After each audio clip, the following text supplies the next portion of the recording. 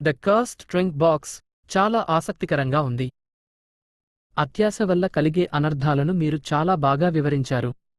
మీరు రాసిన కథ యొక్క తెలుగు వివరణ ఇక్కడ ఉంది. 1. రహస్య పెట్టె దొరకడం. కథానాయకుడు నరేటర్ ఆహారం కోసం వెతుకుతుండగా ఒక వింతైన పెట్టె దొరుకుతుంది. ఆ పెట్టె తాళం చెవిపై ఒక తల బుర్ర స్కల్ గుర్తు ఉంటుంది. మొదట అది నకిలీది అని అనుకున్నా, ఇంటికి వెళ్లి తెరిచి చూస్తే అందులో 7,500 రూపాయలు మరియు 501 రూపాయి నాణేలు కనిపిస్తాయి. 2. రహస్యం మరియు ఖర్చులు. ఈ విషయాన్ని తల్లిదండ్రులకు చెప్పకుండా దాచిపెడతారు.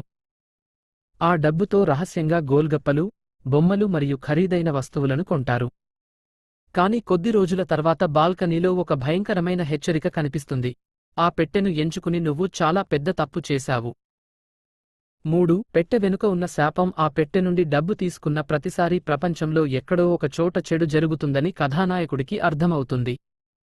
వార్తల్లో చూసినప్పుడు 4 వ్యాపారవేత్తల మెడలకు గొలుసులు కట్టి బంధించినట్లు తెలుస్తుంది.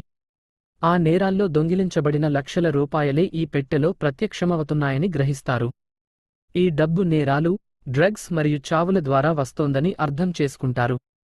4. శాపం నుండి విముక్తి. భయపడిన కథానాయకుడు ఆ పెట్టెను వదిలించుకోవాలని నిర్ణయించుకుంటారు. ఆదివారం తెల్లవారుజామున 5 గంటలకు తల్లిదండ్రులు నిద్రపోతున్న సమయంలో ఆ పెట్టెను తీసుకుని అడవికి వెళ్తారు.